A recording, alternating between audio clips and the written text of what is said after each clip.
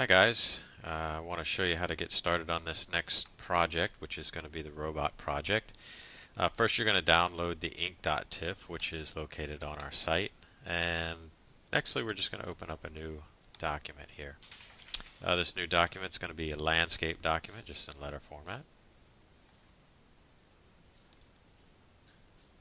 And what I'm going to do is place the ink.tif right in the center of my document just by going to File and Place.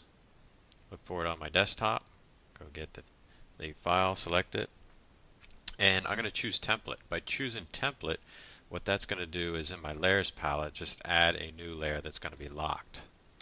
You can see that my template is on the very first layer and that layer is locked but still visible. The image is somewhat dimmed. You can find that in the layer properties. The layer we're going to be drawing on is going to be layer 1. So the idea here is just to take some basic shapes and go over top of the current drawing. So over my tools panel I'm going to take a rectangle tool and just kind of draw over top of it. You can see that the shape is now filled, and it's filled with white, and what I'm going to do is just turn off that fill, making sure that the object is selected and just hit none for the fill so I can see through to the bottom to see what I'm doing here. And I'm going to use my smart guides to help me out, help fill this out. Draw another box there. And for this body, what I'm going to do is maybe do a rounded rectangle for it. And that is going to be found underneath the rectangle tool. And I'm just going to kind of line it up there and draw it. You can see that the rounded rectangle tool has obviously rounded edges. Once I click and drag down to the left, I can use my up arrow to increase the roundness, or I can use my down arrow to decrease the roundness of the edges. And then once I like it, I can let go of the cursor, and there's my shape. Let's go back and get another rectangle tool here. And if I like that rectangle and I want to use the same exact rectangle on the other side, what I can do is a copy and a paste, which is Edit, Copy, or Command C, and a Command V. And then I'll use my black arrow, which is the shape selection, and just kind of move it over into this area. Now we can see this shape right here, this rectangle that's on the head. We can see that it's kind of, the lines underneath it are angled just a little bit. Well, I can use my direct selection, which is the white arrow, and I can select the actual anchor point. And you can see that it's selected because it's filled and the rest of the anchor points are actually hollow. So I'm going to take that anchor point and I'm just going to move it in a little bit. I'm going to select the other one and move it in a little bit. Just like that. Perfect. For the eyeballs, if you want to, you can take the ellipse tool, and if you want to make a perfect circle out of this, there are two ways to do that. You can hold the Shift key down, and basically what that's going to do is draw from left to right or right to left.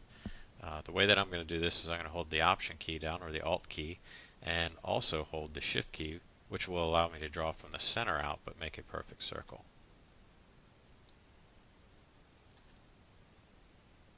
You can find the spiral tool if you want to use this. This will probably be the only time that you use it. I rarely ever use this spiral tool, and it doesn't matter to me whether you master this one or not. We're going to be more concerned with the pen tool as we move along. So I'm just going to place that in there. Now the only shapes that you're really going to be able to fill are going to be closed shapes. So we're going to keep that in mind as we move through some of these different ones. Obviously we've got a couple of shapes in there that are pretty easy, but we've got this shape that's sitting right here. I'm going to start with the ellipse tool. I'll do the same thing. I'll do that Shift and I'll hold the Alt key and I'll pull this out just like that. And let's zoom in a little bit to it. And I'm going to take my Move tool and I'm going to use my arrow keys just to nudge it down a little bit. What I want to do is basically delete this anchor point so that I can keep the segment on both sides. And where I can find that is underneath the pen tool. And I'm going to use the Delete Anchor Point tool and then just click on it. And what that does is it gets rid of the anchor point but keeps the segment. Now we're going to learn more about these Bezier handles as we move into the pen tool in the following chapters. But let's go ahead and use that convert anchor point tool to pull this up and make a straight line out of it. I'm going to come over here and get the convert anchor point tool, and I'm going to grab the handle. I'm going to left click the handle. I'm going to move that up just like this, and I'm going to grab the other handle. I'm going to move it up just like that till I get a straight line, or somewhat straight. There we go. That's close enough. Alright, let's back out of this a little bit. Now let me show you what's happening over here in the layers palette. Each time that you draw a shape, it keeps it on the same layer, but what it does is it actually places it on sub-layers. So these are basically in some sort of a stacking order. So if you had overlapping shapes, let's say that, for example, we had this rectangle, and I'm going to fill it. Let's go ahead and double click this and fill it with just some color here. And I'll take this one and fill it. Make that maybe some sort of green. There we go.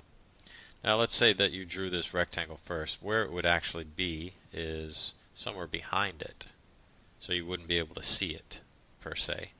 So if that was the case, then just select an object, for example this chest here, and go up to Object, Arrange, and then send it to the back. And if you watch the stacking order over here in the Layers palette, you can see exactly where your shapes are stacked.